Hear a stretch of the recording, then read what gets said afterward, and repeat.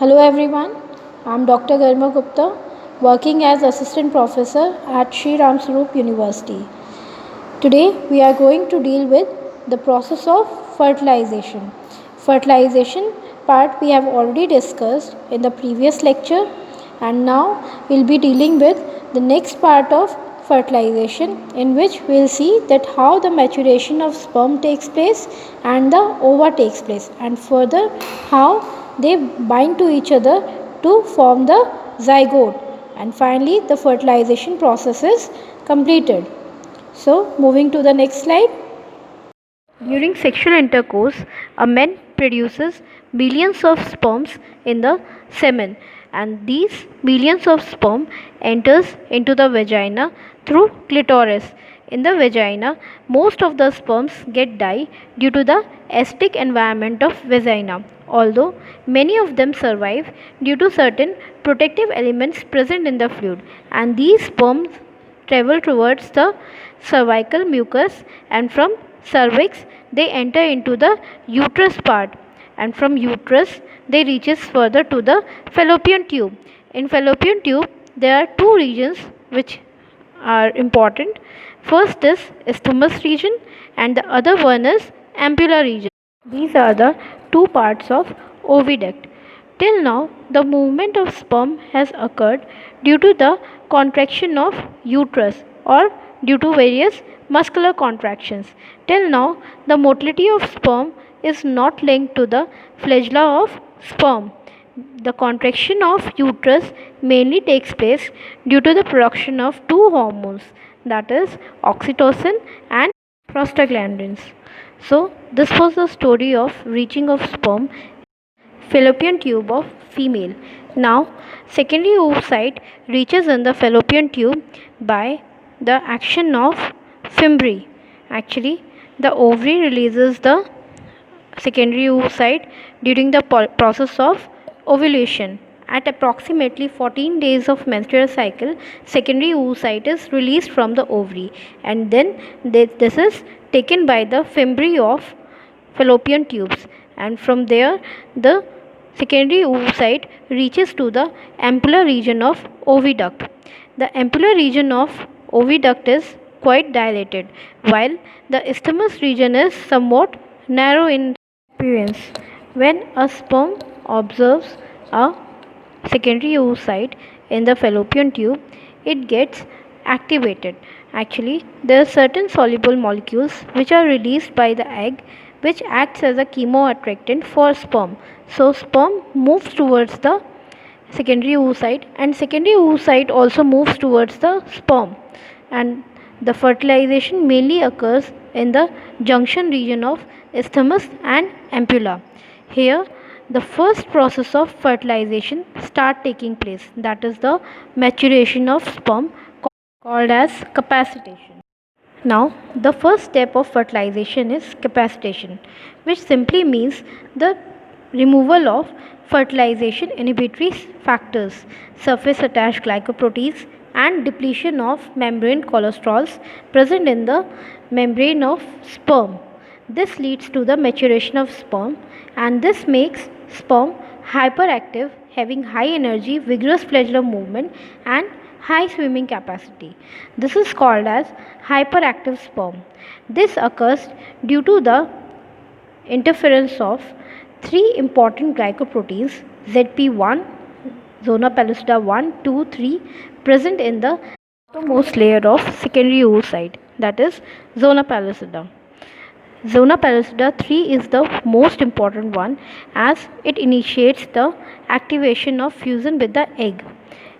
This ZP3 has terminal galactose O-linked oligosaccharides, which reacts with the galactosyl transferase present in the anterior part of sperm, and this starts the acrosome reaction. Actually, it leads to several other events like altering the metabolism, membrane characteristics, protein phosphorylation, elevation in pH, increase in calcium ion levels, hyperpolarization of membrane potential, and these events further lead to activation of acrosome.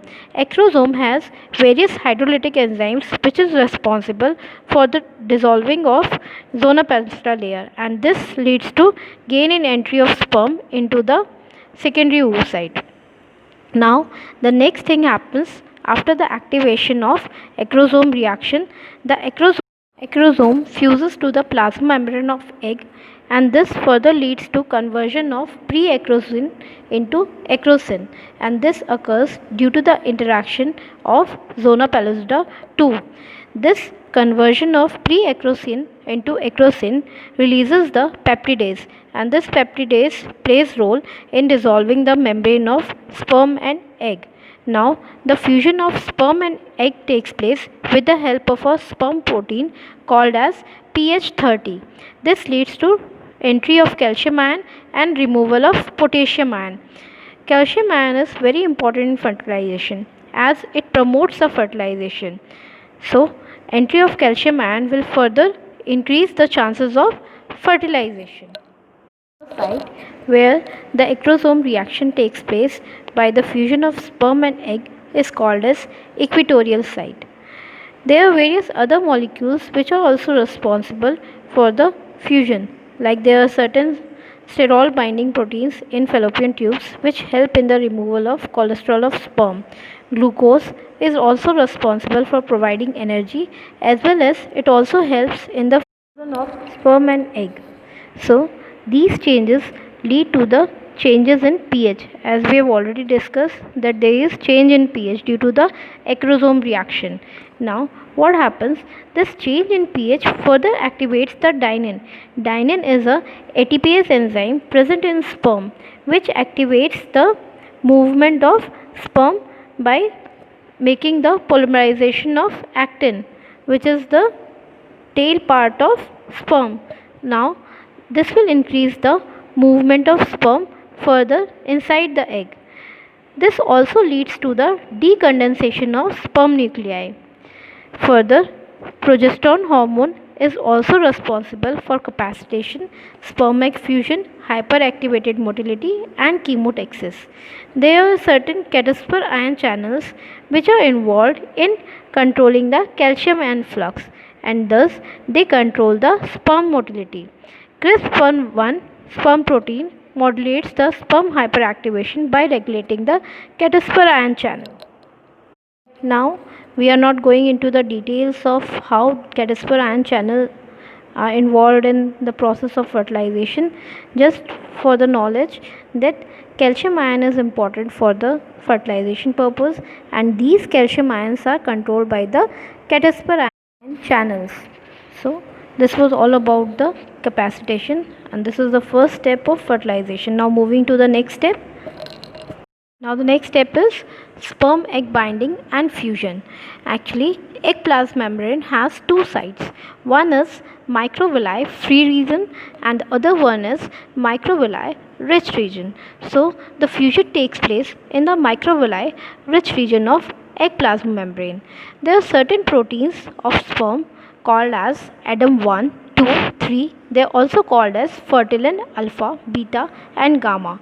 These are the molecules which interacts with the receptors present on the plasma membrane of egg. The receptors present on the egg are called integrin. As we have already discussed that the glycoproteins present on the sperm and the receptors present on the egg surface are very important for the fusion. So here these two proteins, that is the receptor present on the egg surface and the molecules of these receptors released by the sperm, are responsible for the fusion of sperm and egg. There is another sperm specific protein called as isomo. This is also responsible for the sperm egg binding. Now, isomo interacts with Juno of oocyte. In this way, there could be various glycoproteins which are responsible for the interaction of sperm and egg. So, what happens that there are certain enzymes which are released during the acrosome reaction, like trypsin like acrosine, spermosine, hyaluronidase, and these enzymes help in dissolving the zona pellucida of egg, and due to this the entry of sperm get easier. There is cumulus ooviferous also, which is made up of granulosa cells. This we have discussed earlier in the oogenesis part also, that this cumulus oophorus is filled of hyaluronic acid. This also helps in fertilization. Apart from that, there are certain proteins like lactoferrin which is responsible for preventing the gamete interaction and polyspermy. Actually, these lactoferrin interferes with the sperm molecules responsible for the sperm egg binding or the receptors present on the egg surface. So, in this way, the interaction of other sperms and the egg could not take place once a sperm has entered into the secondary oocyte. Now, this will prevent the chances of polyspermy. So, only one sperm can interact with the oocyte. Step of fertilization, or the last step of fertilization, is cortical reaction. In this, resumption of meiosis takes place and activation of zygote takes place. So, after the fusion of sperm with the egg, the movement of tail of sperm gets stopped. Now the male nucleus get decondensed and forms the nuclear envelope, and this leads to the formation of male pronuclei. Now there are various events which takes place in sperm, like the polymerization of actin for the attraction of sperm into oocyte. Cytoplasm gets swelled. There is formation of colliculus. Then the membrane potential also gets changed. The influx of sodium ion occurs and efflux of potassium ion occurs. This also leads to blocking of polyspermy by release of calcium ions. Now the cortical granules are released by the Golgi body. These cortical granules are very important. Actually, they help in releasing the protease and hydrolytic enzymes from zona pellucida. These enzymes are responsible for digesting the receptor proteins present on zona pellucida, like zona pellucida 2 and 3. So this prevents the sperm to bind the zona pellucida, and further no other sperm could bind to zona pellucida after the binding of one sperm. Then the secondary oocyte will complete its meiosis too and releases ova and polar bodies. Then sperm enters the ova. Now the migration of male pronuclei will happen towards the female pronuclei, and the centromere of male pronuclei will also move towards the center of the cytoplasm of ovum. Here the centromere and mitochondria is provided by the sperm, while the sperm is having very less cytoplasm. So most of the cytoplasm in zygote will be provided by the ova. In this way, a complete cell would be formed called as zygote. So before this, what happens? These two pronuclei get moved towards each other, and then the two pronuclei ruptures and the nuclear material mixes, and this occurs after 12 hours of release of second polar body in the mammals. Finally, the zygote will form, which is of diploid nature, and now the next step will take place.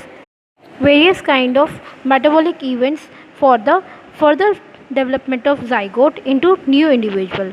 First of all, the reorganization of cytoplasmic material and determinants will take place in different cells by the process of cleavage.